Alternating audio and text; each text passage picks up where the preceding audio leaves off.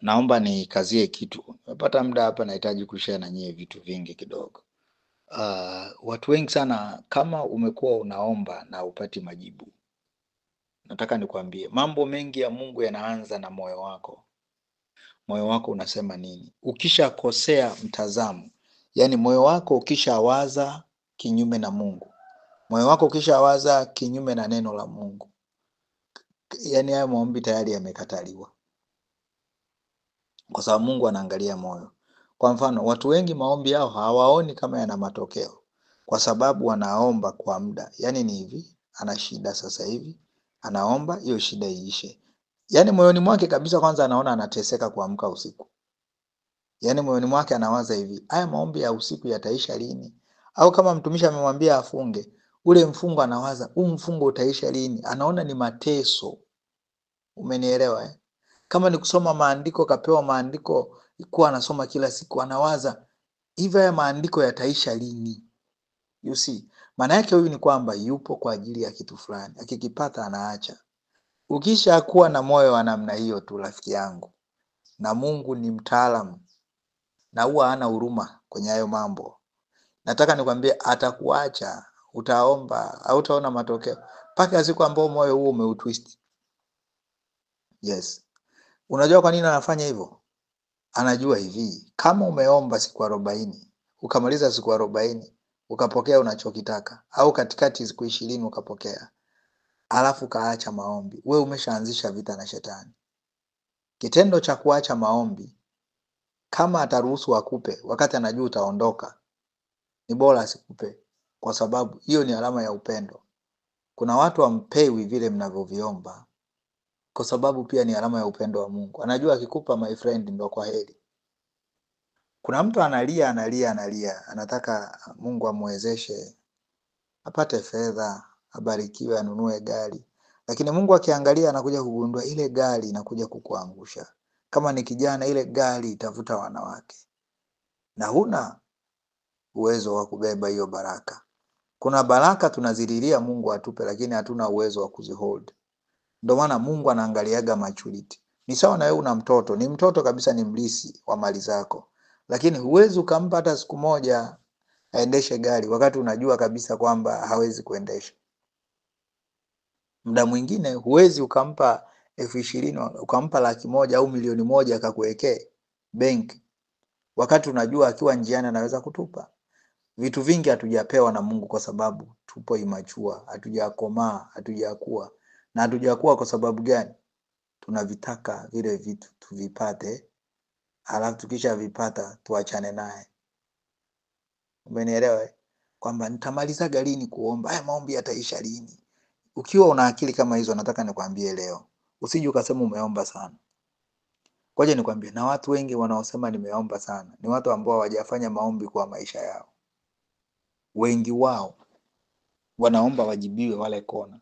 Kwa hiyo wanapoona Mungu hajajibu kwa muda fulani, kuna wengine atakufuata hata hana aibu, ana miezi mitatu tu, anakwambia nimeomba sana, miezi mitatu tu, anakwambia nimeomba sana na Mungu anijibu. Huyu alikuja kwa Mungu akitaka Mungu ampe asepe. Kwa sababu kama ulikuja jumla, my friend, utaomba na uwezi ukatumia neno nimeomba sana. Why? Because maombi yameshakuwa maisha yako. Uwezi ukasema nimeomba sana. Hivi wewe kwa mfano, let's take an example, chakula. Hivi unaweza ukaja ukakaa siku moja umewaza ukasema nimekula sana, kwamba sasa hivi sasa nimekula sana kiukweli?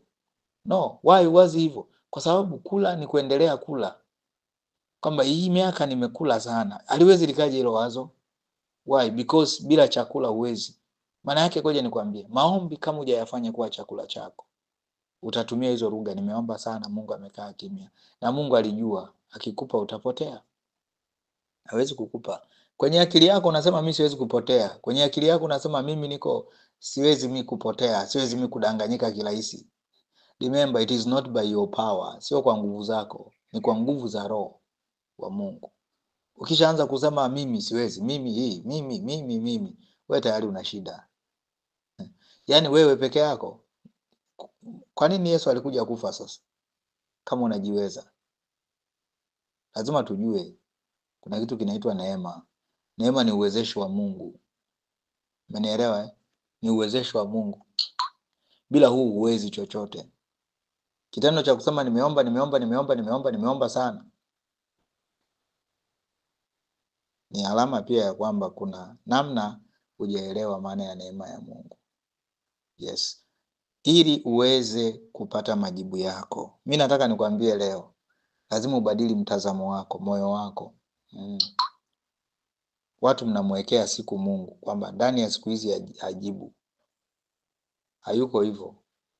Anaangalia moyo wako. Yaani kama umeingia kubipu, Mungu ana akili kuliko unavyofikiria eh. Haijalishi utaigiza kiasi gani. Anaweza kujua tu kwamba huyu kaja akipata aondoke. Ndio maana utasema nimeomba sana. Huwezi ukasema nimekula sana. Umeomba sana kwa sababu ulikuwa unategemea kuomba ndani ya muda fulani. Upokee majibu. Naona kuna mtu anasema, "Haya maombi yataisha lini? Hii mfungo utaisha lini?"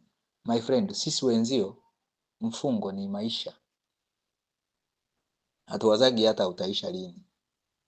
Tunafunga kila mara. Umenielewa? Maombi ni kila siku. Hatuwezi tukasema tumeomba sana. Why? Because tunaomba kila siku. Sasa nasemaje nimeomba sana? Nimeomba sana wakati naomba tangu huko kila siku. Naweza kusema nimeomba sana. Hiyo lugha haipo. Hiyo lugha haipo kwenye haiwezi kuwepo kwenye dictionary yako kama umekuja jumla. Lazima uswitch akili zako Yes, una huo ugonjwa. Watumishi watakuombea sana. Kama hujafika sehemu ukaamua wewe jumla kumfuata Mungu, unafuata uponyaji, mtumishi huyu, wewe huna muda wa kuomba. Mungu atahakikisha mpaka uje ukutane na mtumishi atakayekuambia ukweli, utulie, akulishe maarifa, afu umjue Mungu. Kwa sababu anayeponya ni yeye. Sikiliza, yani hata manabii wa uongo ukiona amemwombea mtu kapona ni kwa sababu Mungu ameruhusu. Mungu akisema kisitokee hakitokei. Kuna watu wanampaga shetani nguvu, anafikiria anaamua kila kitu. Hamna. Na sio usifikiri anajua kila kitu. Shetani alipomuona Yesu kaja, akajua ni mwana wa Mungu, akataka amuue. Akili zake zilivyokuwa ndogo, akafaulu kweli. Lakini kumbe ndio ilikuwa anampiga chula teke. Pui. Lengo lilikuwa ni hivyo afe. Alafu akifa ndo njia ya kwenda peponi kule kuwapiga. Umenielewa? Ambako ni kuzimu. Akawanyang'anya funguo, akawanyang'anya kila kitu. Sisi tumeelewana mpaka hapo? Lazima ujue hiki kitu kitakusaidia.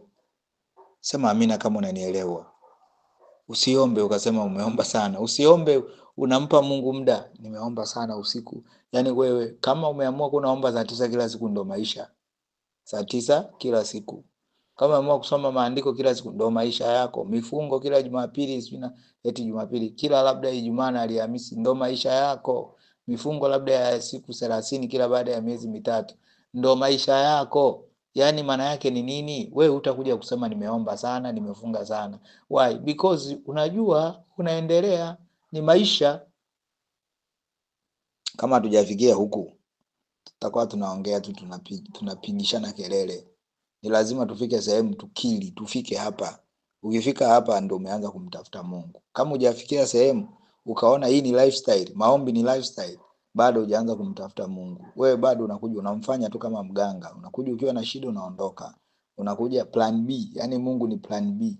Yakikupiga huko unarudi tena. Au ukipata unachopata na Mungu anakuangalia tu. Kuna muda atafunga mlango mbwe. Paka umpate yeye. Paka umshikilie, alafu milango inafunguka sasa. Hapo ishakuwa lifestyle. Hata akija kukujibu humwachi. Kwa sababu unajua kwenye maombi umeshatengeneza ukaribu naye. Sio, unanielewa? Mungu akubariki kuelewa ambacho nimefundisha.